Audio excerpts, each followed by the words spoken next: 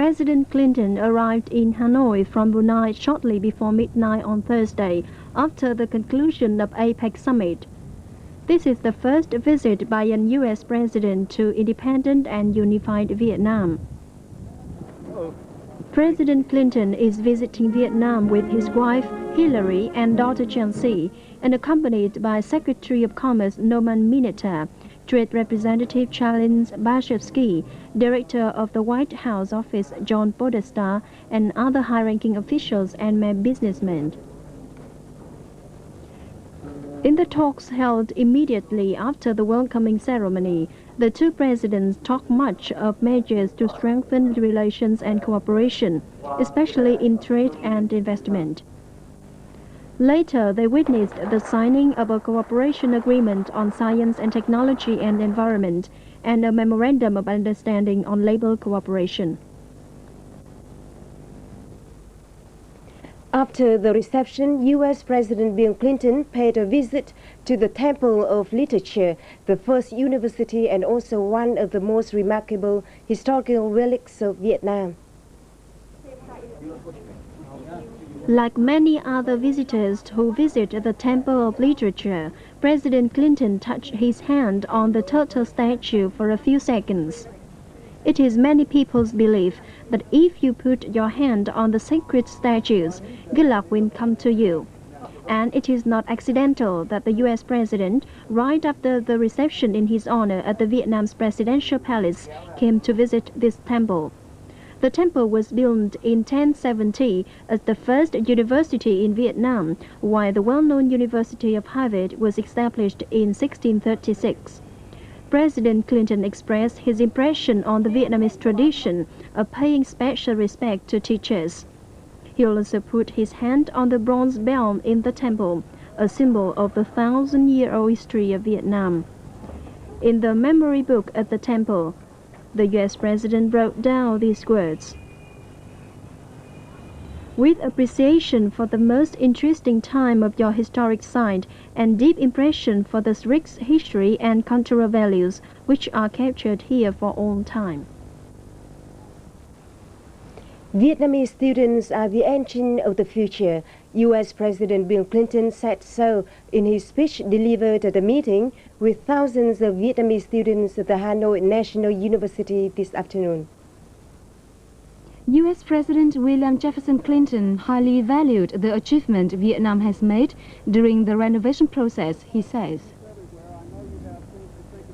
Over the last 15 years, Vietnam launched its policy of Doi Moi, joined APEC and ASEAN, normalized relations with the European Union and the United States, and disbanded collective farming, freeing farmers to grow what they want and earn the fruits of their own labor.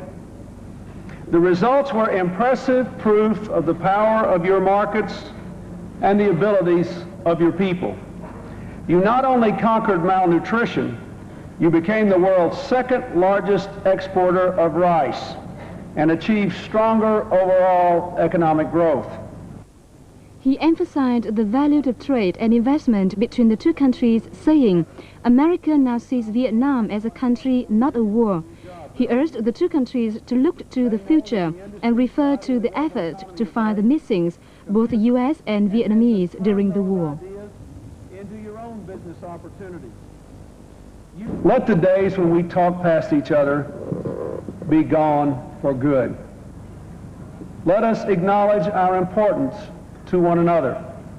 Let us to continue to help each other heal the wounds of war, not by forgetting the bravery shown and the tragedy suffered by all sides, but by embracing the spirit of reconciliation and the courage to build better tomorrows for our children.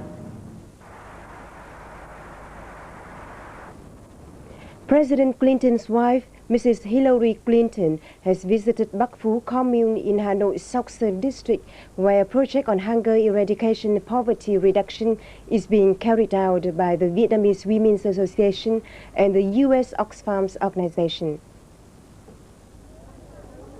Mrs. Hillary and her daughter called at 40 households across the district who have been enjoying short-term loans for business operation and evaluated us to have gained initial results. The guests also had talks with the communal female farmers to inspect their welfare and methods they are using for economic development.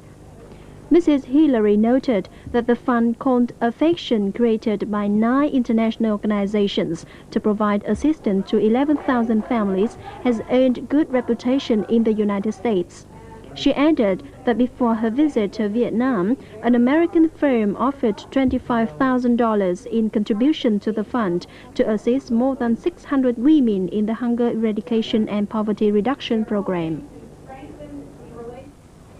Vietnamese Foreign Minister Nguyễn Duy Ninh held a meeting with a U.S. business delegation who accompanied U.S. President William Clinton during his visit in Vietnam. Representatives from the Vietnam's Chamber of Commerce and Industry were also on hand. The U.S. delegation included over 60 enterprises in the fields of finance, banking, aviation, and healthcare. Many of them have not set up their business in Vietnam yet. In an open and friendly atmosphere, Vietnamese Foreign Minister Nguyễn Duy Ninh made clear some points on the implementation of the bilateral trade agreement and Vietnam's trade policy. According to Mr. Ninh, the cooperative prospects between the two countries are bright, particularly economy. He hoped U.S. businessmen would help to accelerate the process of approval and implementation of the Vietnam-U.S. bilateral trade agreement.